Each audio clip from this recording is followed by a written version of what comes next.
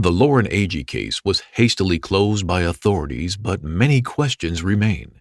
Come behind the curtain with private investigator SHEILA WYSOCKI as she uncovers the truth about what happened to Lauren. This is Without Warning. There is so much to discuss after listening to this deposition. I will be discussing the tape, sharing my thoughts, and answering any questions you have on the live Patreon event. Please sign up for Without Warning Patreon page prior to the event for access to time and date. Warning: the following episode contains details about sexual violence and elements that are graphic in nature.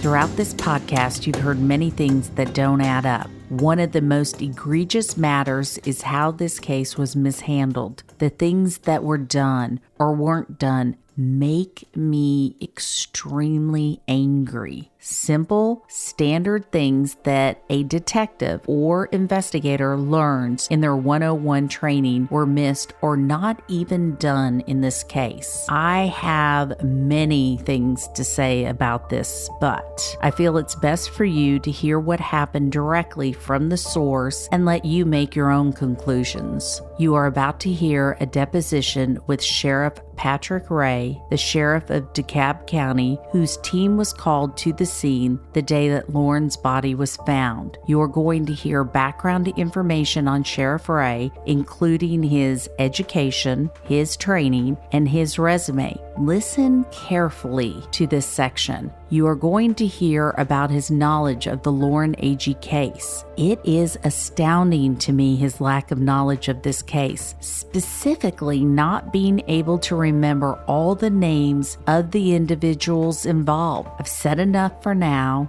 Let's dive into his deposition. Have you ever been deposed before? Yes. How many times? If you can recall. 2. Have you ever been a party to a lawsuit? Yes. Okay, tell me about those. The first was a lawsuit of an inmate back years ago claimed that he got strip searched in front of a camera. The second one was on a death in the jail. Regarding the lawsuit with the inmate who claimed to have been strip searched, were you named as a defendant? Yes. And what was the allegation against you? That you conducted the search? No, I'm not. There was probably 4 or 5 of us that were in there. I don't know what they said I'd done. We were just part of it. When did that case come about? Probably, it would be a guess, 90s. Long time ago. A long time ago, yes. That's Okay. why I can't remember a lot about it. I understand. What about the other lawsuit with the death in the jail? What happened? Had an inmate die. We done the depositions, and it never went to court. Were you named as a defendant? Yes. And what was the allegation against you? There again, I think it was a few of us that were named in there that just a wrongful death Okay. lawsuit. I don't think it accused us of doing anything particular individually. When did this lawsuit occur?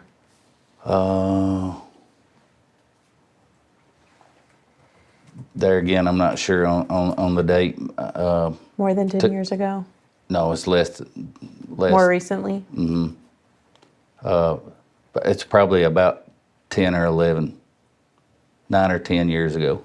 That would be a guess. Okay. On that. Where was the inmate housed who died? The jail, the DeKalb County Jail. Gotcha. And what was your role at the time? The sheriff.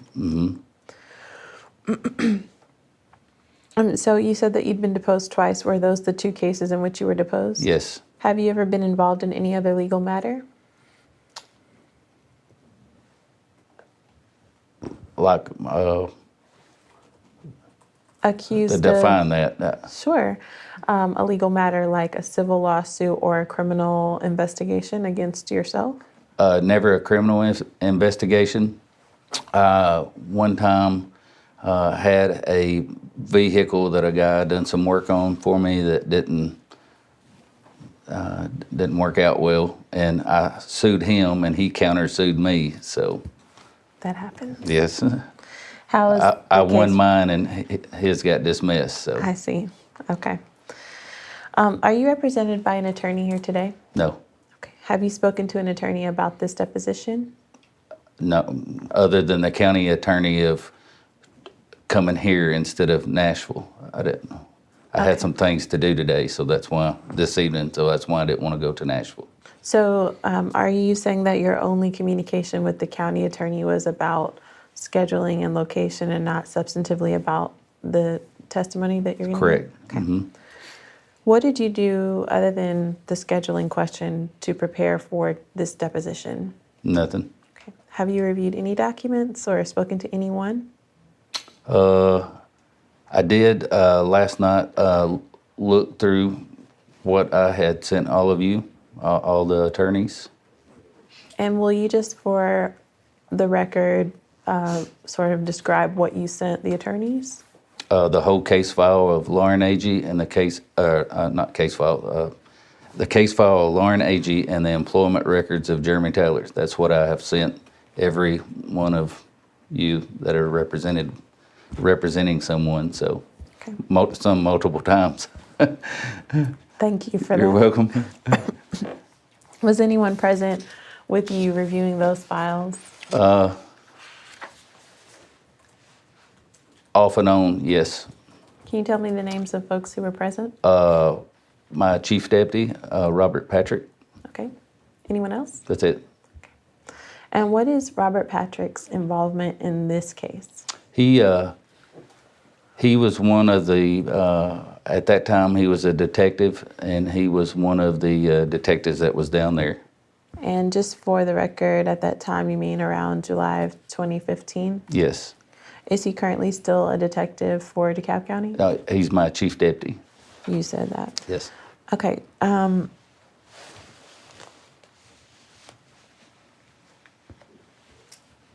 So tell me about your role as sheriff of DeKalb County. How long have you been in that role? I'll just start from the very beginning, if it would be all right, because That'd be we great. might have to go back to that anyway. I started my law enforcement career here in DeKalb County, May of 1989. I worked here from May of 89 until 2002. I served as a dispatcher, a correctional officer, a deputy, a shift supervisor, detective, chief deputy my last 4 years. The sheriff I worked for got beat in 2002, and I went to Warren County Sheriff's Department as a criminal investigator there. Worked there 4 years until I ran for sheriff and got elected in 2006, where I've served as sheriff since then. Tell me again, what was your role at Warren County? An investigator, criminal investigator, or a detective. Some call it one, some call it the other. And throughout your career from 89 to 2002, which sheriff were you working for? Kenneth Pack, In what county? here in DeKalb. Are you from DeKalb County originally? Where'd you go to school? DeKalb County High School. And college? No college. No college? Have you ever received a certificate or taken any post-secondary formal education classes? Went to the Tennessee Law Enforcement Training Academy, and then I've taken multiple schools throughout my career of different things. So So the law but enforcement... no college or anything like that. Okay.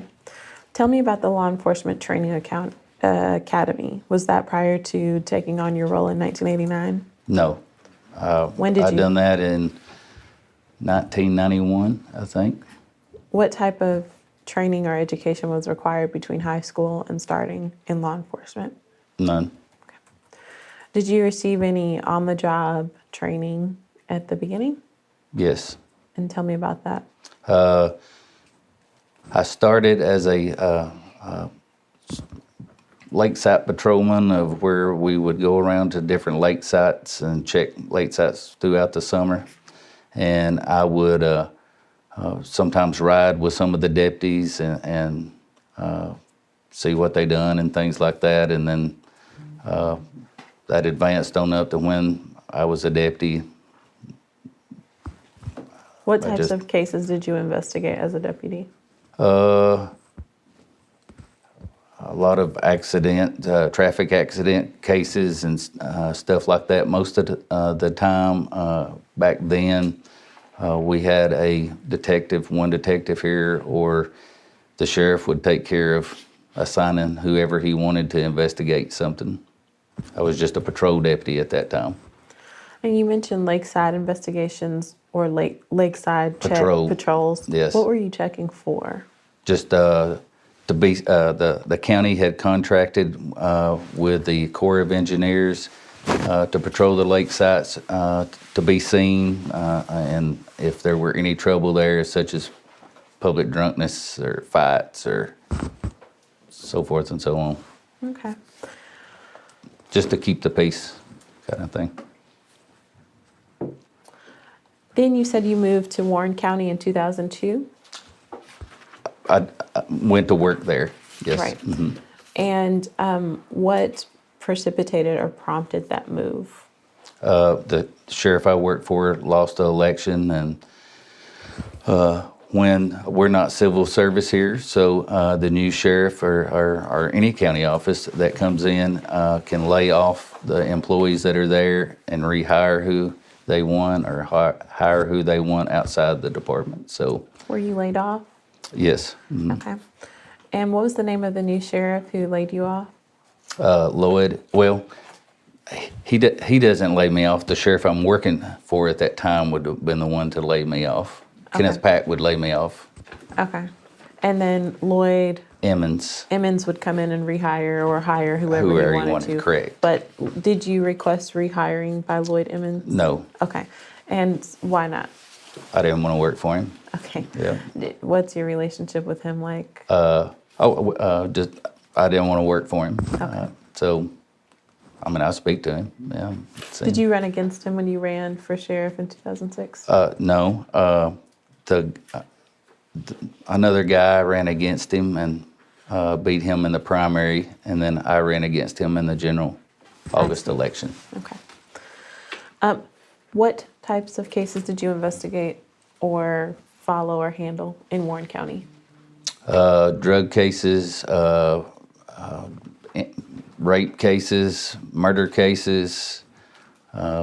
We assisted the TBI on some of them. Some of them the Sheriff's Department done their own investigations with up there.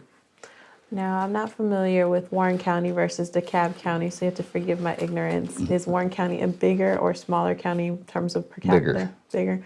More cases to handle, more incidents occurring? Yes.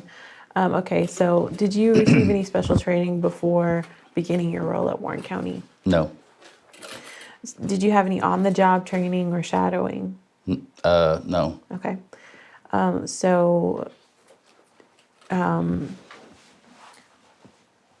Were there any incidents in Warren County that you felt were new to you completely and outside of the experience that you had in DeKalb County prior to going to Warren County? Ask that again, please. Sure. Did you have cases in Warren County that you'd never handled before? Subject matter that you hadn't handled before? No. Okay.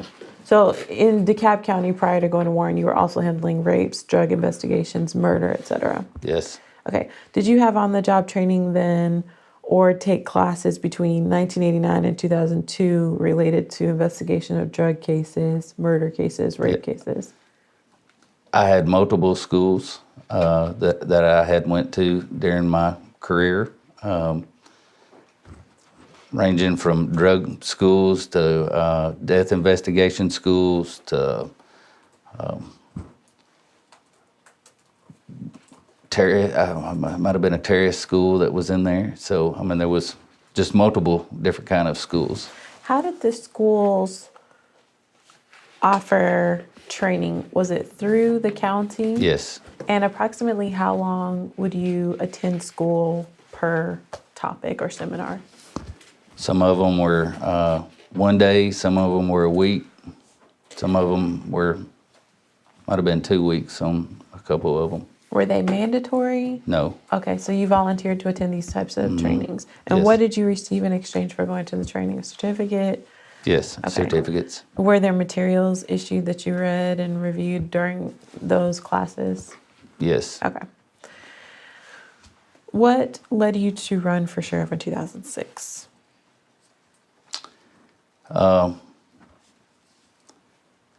This is where I was born and raised at. I had worked here for 13 years and 3 months. At the time that the sheriff lost, I had some people that wanted me to run that year, but I would not run because of loyalty to him, of giving me a job and promoting me. And during that 4-year stint that I was in Warren County, I had multiple people come and ask me to run, and I prayed about it, and that was my answer that I got, and I ran. And, okay, so then you've been the sheriff now from 2006 to the present, and you're up for re-election. That is correct. I understand. And have you had any complaints or issues since becoming the sheriff in 2006 from the public or otherwise? That's a broad question. I Yes, know. it is. Define complaints. What are you talking from the public about complaints about what? Your role as the sheriff, your Oh, I'm performance sure. as sheriff. Yes, I'm sure Have that. any come to you directly? As in, that's a broad question. Yeah, I'm sure there are people out in the county that does not like me. Yes, if that's what you're asking, I'm sure of that. Tell me about some of the complaints that you've heard. I don't Recall any in know. particular? Yeah, just a lot of it's jealousy that you have. A lot of people might have been people that arrested in time or their families. One thing as serving as sheriff, you're going to make, or even as an officer, you're going to make one family member happy and another family member mad if there's an arrest made or something doesn't go the way on a call. So, yes, I'm sure there are people out there that does not like me. And how do you handle those situations or complaints? Towards me, Yes. they just roll off of me. I mean, I don't. I took an oath to protect those people that don't like me just as much as the ones that love me. So if they need something, we've always done whatever we could if they had a problem of some sort. So, Part of the job. yes.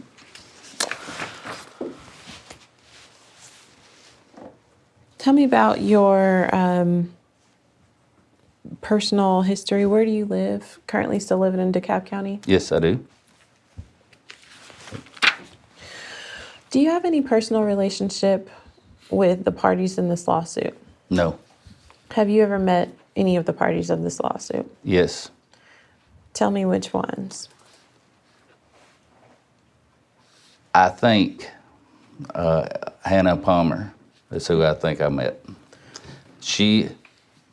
Whoever, I can define that, whoever the girl that lives right down from Miss Smith, she lives in the neighborhood there close to her or something. Sherry Smith? Yes, Okay. So you've met Sherry Smith before? yes. And the same night I met the girl. Hannah So Palmer? I think that's who it was. How did you meet that girl?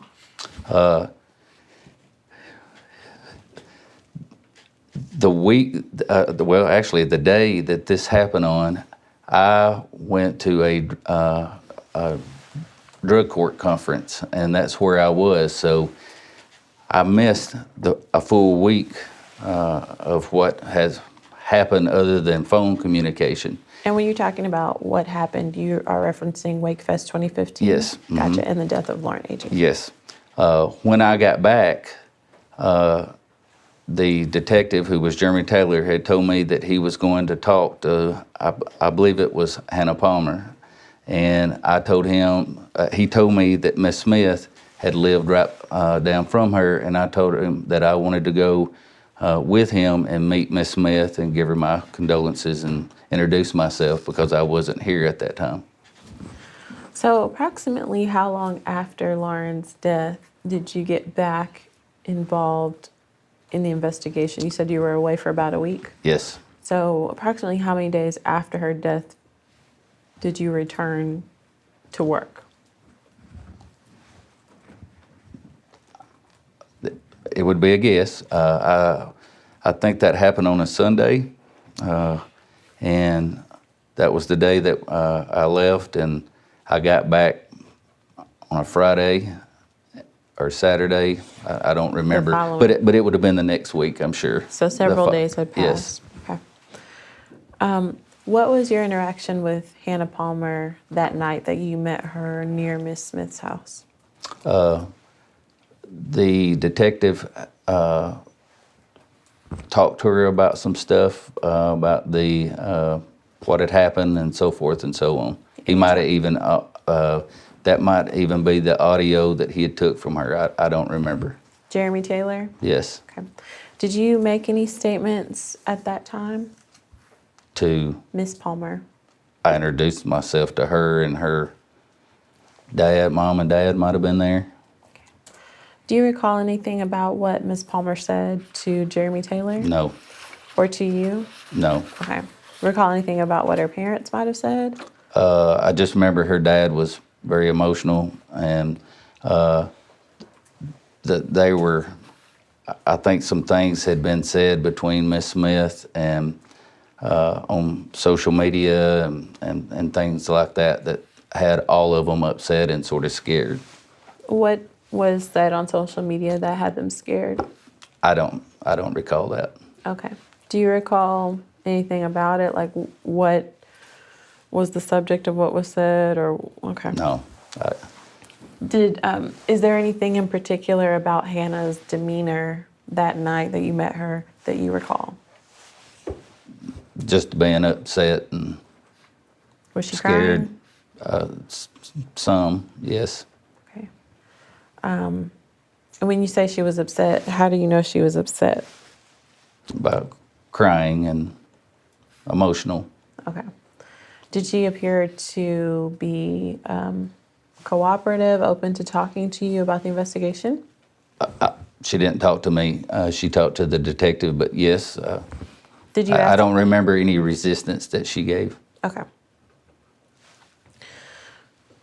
What about Aaron Lilly? Have you ever met Aaron Lilly?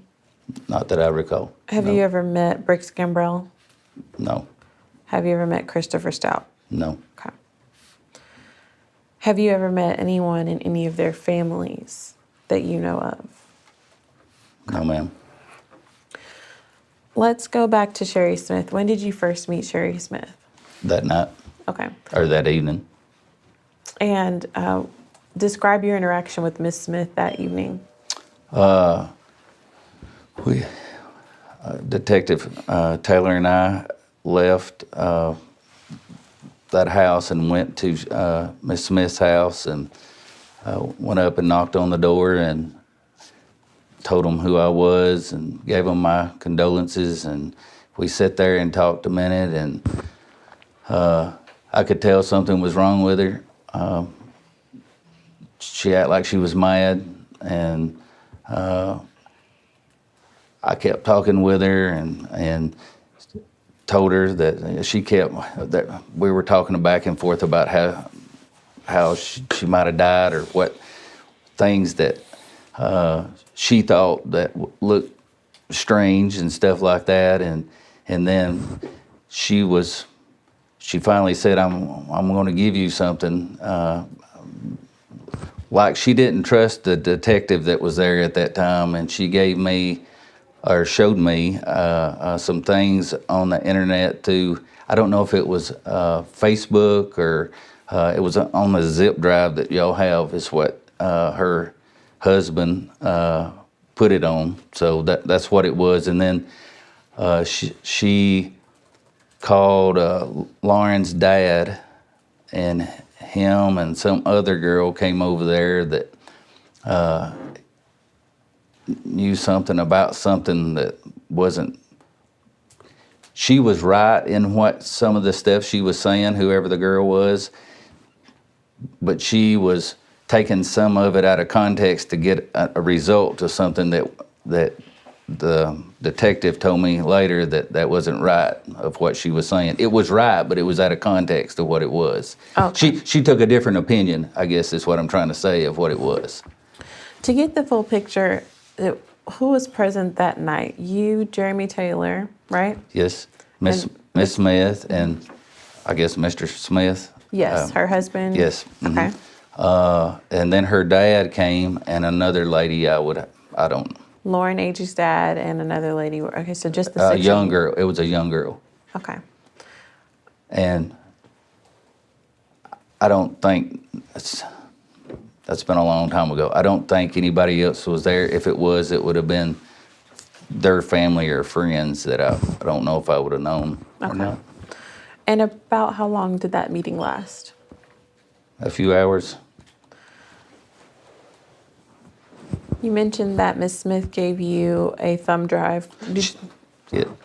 Mr. Smith gave Mayor Jeremy Taylor one that. Okay. Did you look at the contents of the thumb drive while you were there at the meeting or later? Both. Mm-hmm. What was on the thumb drive? Looked like some emails, and just random stuff. Emails from whom? I took them as from somebody to Sherry or backwards and forth. There was different things that was on there. And do you recall anything about the contents of those emails? No. I mean, that's other than what I know the subtitles are on there. That would be it. What steps did you take later to investigate the subject of the emails? I didn't. Do you know if Jeremy Taylor took any steps later to investigate? Yes, he did. What did he do, to your knowledge? Well, you will have to ask him that. He just told me he reviewed them and talked. I think he talked to Miss Smith about them right after that. Because I know at this time she was sending him emails every day, multiple emails to the detective of anything. And we asked her to do that. So I told her anything that she felt like she needed to say or do, then say what she wants to say. And if she needs to email or send us a letter or come see us or call us or whatever, then to do that. So she done what we asked her to do in the beginning. Did she also email or visit you during the course of the investigation, or was it only Jeremy Taylor? Jeremy Taylor. Did you provide your email address to Ms. Smith? I don't know if I did or not. What was your involvement in the investigation? As far as doing anything with the investigation, I went down there that night I told you about and seen the young lady and then seen Miss Smith and met her family. And out of that meeting, they told us about two officers that worked for the White County Sheriff's Department that they had received a call from and said that Lauren's death was suspicious and it can't be right, and told information to that from their house. You're talking about the Smiths? Yes. Miss Smith's house. We leave there, find one of the officers in White County and talk to him. What was the name of that officer? I knew you were going to ask that. I don't know. He's the one with the glasses. That was, I think, a sergeant or something at that time. Any other descriptive features about him that you recall? No. Okay. And then the only other thing that I done was when the allegation of the boat marks, the canoe marks in the chest. My chief deputy, Robert Patrick, now he might have been my detective at that time. I don't know the time frame of that, but I think he was my detective. We went and found the boat the TWRA was on and done the comparisons. Let's go back to the conversation with you that you had with the officer from White County. Okay. Who was present for that conversation? Me, Jeremy Taylor, and him. And what did you say? I asked him if he called down there and told them that he didn't feel comfortable about it being an accident, or didn't feel comfortable about, he thought it was more than that. And I kept asking him why he thought that, and he kept just saying, well, that's what I thought. And I told him that he should have called us and told us any information that he had before he went to the family and told the family something that might not be true, or there might be a reason, just like the lady that was down there, the young lady that came with Lauren's dad. Some of the stuff she had was true that I seen that where Detective Taylor had, but some of it wasn't, which throwed it into a different light of what had happened. So, but he didn't give us anything the whole time we talked to him in White County. Did he mention any names of anyone that he had spoken to form that opinion that the death was not an accident? He said that the best I can recall, that he kept saying that the boys, one of the boys, I don't remember which one it was acting weird. How did he know? What's your understanding of how this officer from White County came to have information about the case? Him and some more people from White County, and I don't know if there were any other departments, law enforcement departments there, were working security for Wake Fest and other events that are there. And during the course of his working security, he came into the investigation of Lauren's death. Is that what you understand? Yes. Do you know if he was ever interviewed by your office, besides the one conversation that you had with Jeremy Taylor? I do not. Do you remember the date approximately of when you had that conversation with this officer? It would have been the same night that we went to Sherry Smith's and the other ladies, which was probably the next week after I got back. Was there a recording, audio, or in writing of the communication you had with the officer from White County? Not that I recall. Detective Taylor would have to answer that, but not that I recall. So you did not record or write down anything about that conversation? No. Okay. He didn't tell us anything to write down, other than he just had a weird feeling. About one of the guys acting funny? Yes. Is there anything that you remember about the guy that he said was acting funny? For example, why he thought that this guy was acting funny? I can't remember that.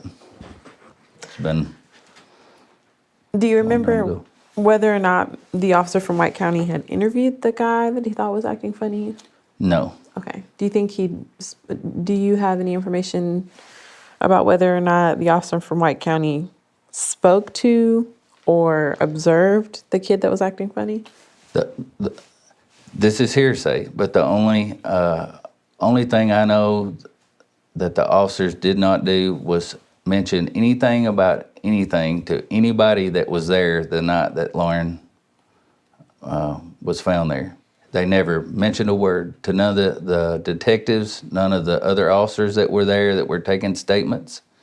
Didn't say nothing to nobody. So you're saying the officers from other counties did not make statements to officers from your office? Yes. Okay. About anything that I know of, about anything that was suspicious, or he said this, or this here happened, or whatever. Okay.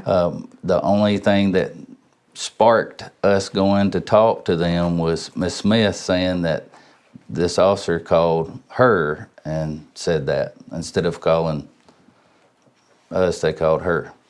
When did you learn that Lauren A.G. had died and that your office would initiate an investigation into her death? The night that they found her, the evening. What did you do when you learned about her death?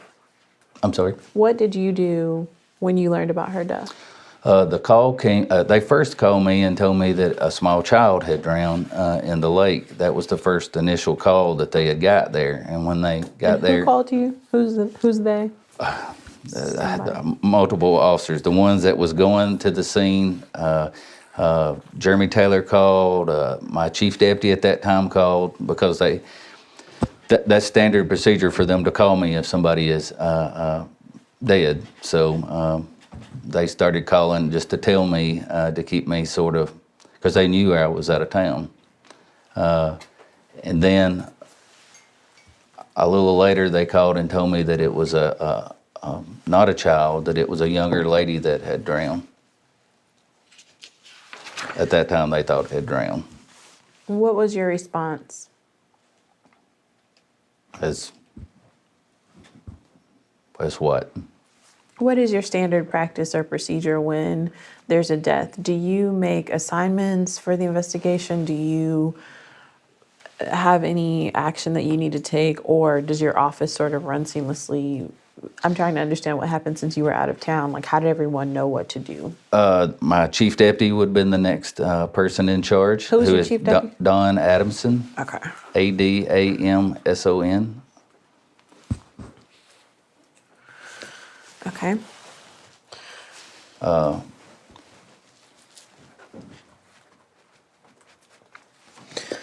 And so how was the assignment made for lead investigator on this case?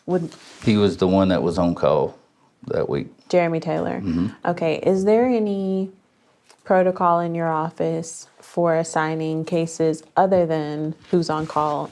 For example, if the nature of the case is a drug case or a rape case or a murder case, is there any distinction between which officer should take the lead on that case? No. Okay. To your knowledge, has Jeremy Taylor ever investigated a death case before Lauren A.G.'s death investigation? I can't say yes or no, but I would say he's been to some of, I know he's been to different death cases since he's been a detective. But to your knowledge, he hadn't necessarily taken the lead on a death case? He could have. Okay. I don't have that information with me, but yes, he could have. All right. Had you required Jeremy Taylor to undergo any type of death investigation training prior to the investigation for Lauren A.G.? No. And to your knowledge, had he received any death investigation training voluntarily? No. Does your office provide on-the-job death investigation training of any kind? We can. Yes, it's not a mandatory, but we can. And so in this case, was there any guidance given to Jeremy Taylor in particular, knowing that this was a death investigation and that he was the officer in charge, on call? He knew he was the officer on call that weekend. Right. But did you give any additional guidance or training specifically in terms of how to handle a death investigation? It's what happens. Of course, it's hard for me to sit here and tell you a protocol to use because every call that we go to is different. So different circumstances requires different things. Some deaths that they go to, they work. Some of them, the TBI works. Some of them, both of them do a joint to get a joint investigation together. So they're just different scenarios with different, who's the lead role in it. So sometimes the TBI just assists, but still one of my detectives are in control of the investigation, so. And in this case, what happened? Detective Taylor took over the investigation and... Was TBI involved at all at the beginning of the investigation? Not at the, well, Not that I know of. See, I wasn't there for that first week. That would be something you'll have to ask them. So I don't know if they talked with anyone, or I know the DA, they talked with the district attorney. What is your relationship to officers on the job? For example, are you a supervising officer of Jeremy Taylor, or do you work as more as peers? And if he needs you, he reaches out. Tell me about that. With all my department, I'm the supervisor. Everyone's boss. So Right. yes. How frequently do you comment on or become involved in the direct decisions made on the case? I mean, my detectives, for sure, tell me give me updates on what they're working on and things throughout the week. So it just depends on what They're working on. Yeah. So in the case of Lauren AG, and in particular with Jeremy Taylor being the lead investigator, was there ever a time during that first week when Jeremy Taylor reached out to you to give you updates or to ask questions or to request guidance on how to handle it? I'm sure. Do you recall the specifics of what he asked or what he updated you on? Just what he had found out or what he had done. That wasn't every day that he done that, or every time he done something. He called and told me that it wasn't a child. I remember that that was there. And do you remember any specifics about a time when he might have called to ask for permission to take an action on the investigation where you had to give permission or give authority? No. Okay, so he was pretty much in charge and just providing you with updates. Is that correct? That's correct. Okay. Is there any reason why you may have concluded that Jeremy Taylor, strike that. Let me go back to your background just for a quick second. Okay. You've described beautifully your training and you've got a great history, but I just need to make sure for my record. Have you ever been fired from a job? No. Charged with a crime? No. Convicted of a crime? No. Arrested for a crime? No. Placed on probation? No. From a job? No. Okay. I knew you were going to say that. Yep. Never. I've been very blessed. I've never had a write-up or anything, so. In your personnel file from any job? Yes. Okay. I've only had 2, so. What was your job as the sheriff and then your job as? Well, my job here at DeKalb County and 4 years in Warren County, yes. And I did do, I worked like 6 months in a factory one time, but that was years ago. I worked here and there, matter of fact. Back to the investigation of Lauren AG's death, did you personally conduct any witness interviews of family members, friends, or witnesses at the scene other than your interview that you had with Ms. Smith when you accompanied Officer Detective Taylor that one night? No. And why is that? That's what I have detectives for. I don't do Witness interviews. Yes. Mm-hmm. Your detectives do the witness interviews and you supervise their work. Yes. Now, I have in the past done some of those. I mean, if I might sit in on an interview with something, but just not this one because the majority of them were already done before You got back. I got back. Would it surprise you to know that there were witness interviews taken for which there was no written recording or documentation or audio recording or documentation in this investigation? Is that standard? Depends on what that interview is and what came out of it. I didn't take a statement from the officer up there because he had nothing to say. I see. So, I mean, I don't, that's a two-sided question. So tell me when in your office it is necessary to take down a written statement or an audio recording of a witness versus when it's not necessary. They have information that's pertinent to whatever you're investigating. Would of course be a time that you would want to record something. And what type of information would they need to have? Credible or reliable, not what maybe somebody else heard or something of what they know. And so, for example, you mentioned that the officer in White County described an individual male who had been present at the scene who was acting, quote, funny, but we don't know the name of that individual because it wasn't written down. Would that have been information that you, looking back, would want to know? I think he knew the individual he was talking about because he was on the boat with him. Who is he? Jeremy Taylor. Jeremy Taylor knew the individual that the officer from White County was referencing. Yep. Because he was on the boat with Jeremy Taylor when? No. The officer was on the boat with whoever was acting funny. At the time when you went to interview him? No. I'm sure Jeremy knew who he was talking about that was acting funny, I guess is what I'm trying to say. Right, but if you didn't make a recording of your interview of the officer from White County, how can someone who's subsequently reviewing your files identify who was allegedly acting funny? Mm-hmm. Do you see what I mean? I see what you're saying. So if information like that is determined on site to be not important enough to write down, how do we track your investigation? If that makes any sense. I see what you're saying. Would you, looking back now, have made a written recording or an audio recording of that investigation or that interview of the officer?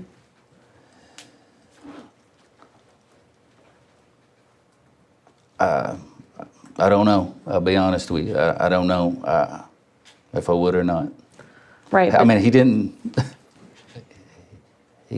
tell us nothing while we were there. He told us he didn't know nothing. Except that the guy was acting funny. Well, that's all he said, though. Yeah. He couldn't even describe what that was.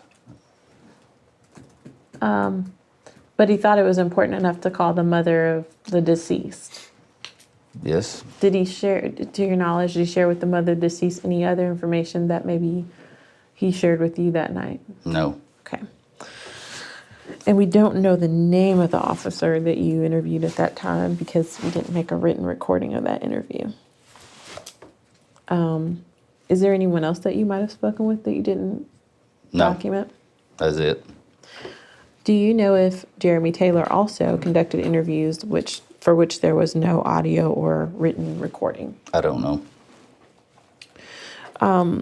As a policy matter, do you require your officers to document the steps they take during an investigation? They do at the end of their case, when they get done with it, they do a case review report or something that was on there to tell what they've done or what the cases can happen with the case. Have you reviewed the case review report in this investigation? Yes.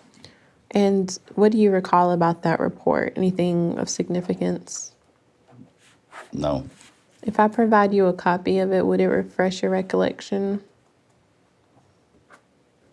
I don't know what you're asking me. The investigative report, Yes. did it have anything of significance about the investigation? Not to your recollection? No. Okay, I'm going to give you a copy of it. Does this look like the investigative report that Detective Taylor prepared? Yes, it does. Okay. And are you familiar with Detective Taylor's signature? On the second page, we see a signature. Does that appear to be the signature that Detective Taylor would have used to sign this report? I believe so. Now, this report is only 2 pages and contains very little information about the steps taken in the investigation. In your opinion and experience, is this the length or depth of a typical report of a death investigation in your office? I have different officers that do different things. I have some that are better in some things than others. I have some that will write 15 pages and some that will write smaller pages. Some of them have better strengths in different things in our office. So, but yes, I've read what it says. Is this one more on the short side and underdeveloped side compared to other officers? Or is this more common and lengthy and detailed compared to other officers? It is smaller than some of them. Would you say that Officer or Detective Taylor's weakness is in developing reports and documenting files? I'm just trying to understand more about him as a detective in your office as compared to other detectives. Some, yeah. He's would probably not write a longer report than some others would. Who in your office, if anyone, trains detectives? Are you there, Stephanie? Okay. Trains officers, if anyone, on preparing investigative reports? They go through that, I'm sure, and go through that in their academy when they're sent to the academy for post certification. They are by minimum standards, and that is all I'm required to have officers by minimum standards. They do 40 hours of in-service every year, and some in services that have different topics that are there, some that are just one topic. Approximately how long is the academy? 9 weeks. They've upped it here in the last couple of classes, so I think it's 9 weeks. So 9 weeks consisting of, what, about 40 hours a week of training? Or more. Okay. Mhm. And They so- stay on campus. Gotcha. Yeah, And to your knowledge, did Jeremy Taylor have to go through that 9-week academy? Yes, he did. Okay, I see. And during that time, he would have learned how to prepare a case file and document a case file and prepare an investigative report. I'm sure they went over that there. Okay, and do you believe that this investigative report and the case file that Detective Taylor prepared is consistent with the level of training that he would have been provided during the academy?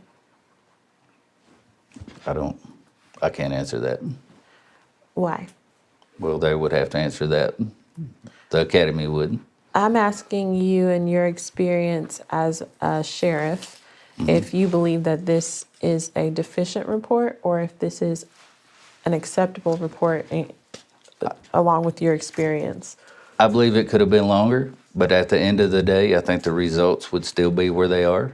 Right, So- but do you think that the report itself is deficient? It could have some other things in it. I'll agree with that. But at the end of the day, we're still right back where we are with the results of the case. So I think that he tried to hit the highlights of what was there in the report to get to the end of it. What's your understanding of the result of the investigation or the results of the case? Of what? Well, you mentioned that this report, you agree, is deficient and could have, or I'm going to say should have, included more Objection. information. Never agreed that it was deficient. Do you believe that this report is deficient? I'll say again what I said. I could have put more stuff in it, but the next officer might not have put as much as that. I don't know. Right, but that's not really an answer to my question. Well, I can say that I think he put the facts of the case that was in there that he thought he should put, and at the end of the day, the what he has down here is right. Do you believe that this report is deficient? I mean, I know what it says, and I understand what it says. It's a yes or no answer. I told you, I could have added some extra stuff to it, and another officer might have added more than I did. So, I don't know. How do you grade a report? Do you believe that this report is deficient in comparison to the level that you are taught in the academy that you expect of your officers? I will say that I think he could have put some more details in it. Respectfully, that's what you said before, but it isn't really an answer to my question, and I hate to do this and be repetitive, and I don't want you to feel like I'm trying to badger you, but we had an objection because of my mischaracterization of your testimony, and I don't want to mischaracterize your testimony, so I'm going to ask you to just answer this question, and then I promise I will move on. It's really a yes or no question about this report. You testified that you believe he could have put more information. Yep. And that's fair. Do you believe he should have put more information?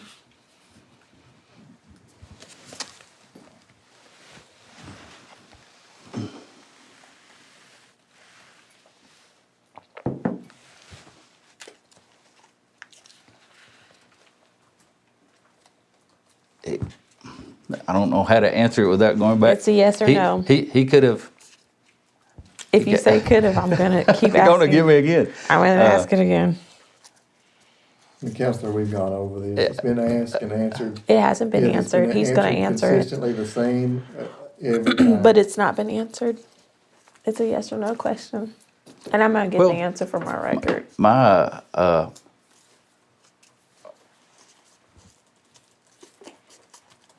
I could take a 6-page report that he wrote and said and say the same thing with. So I don't, like I said, I don't know how you grade investigative reports. What do you... Because he still has a case file to back up what is in here. This is just not all he has. So you have to put all that in together. You're picking one thing out here to get me to try to answer to of where what is here is not the whole case file. What do you use investigative reports for? On what do you rely on the investigative? What's the purpose of the investigative report? To summarize what has happened and to let we have to report through Tiber's different crimes and things like that of what has happened with the case. Do you believe that this investigative report is a sufficient summary of what has happened in the investigation of this case? I do with the case file itself. On its own, you don't think it's Well, sufficient? I'm just asking. I'm not. This isn't going to sink or sail the ship. Well, there again, this is not the only part of the case file. So I don't know how to answer your question without. The investigative report combined with the case file, Yes, do you believe is sufficient yes. as a representation of what happened in Of the this case? Yes. Yes. With what's in there, yes. Okay. We'll mark this Exhibit 1.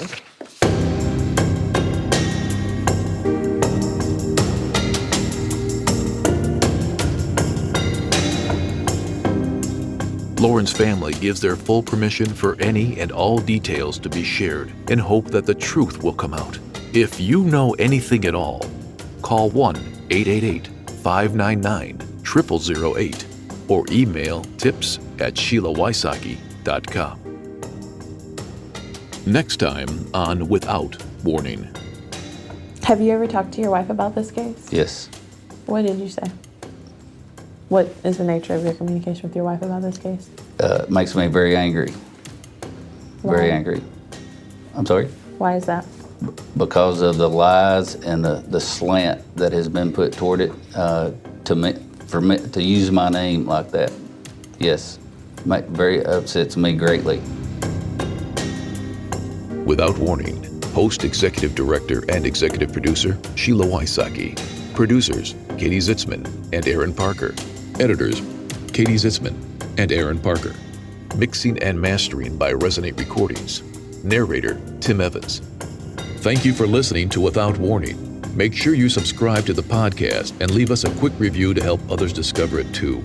If you or someone you know knows something about this case or the people involved, you can submit tips by emailing tips@SHEILAWYSOCKI.com or call toll-free 888-599-0008. If you have questions about the Lauren A.G. case, call 888-599-0008, extension 3 to leave a question. You may also email questions@SHEILAWYSOCKI.com.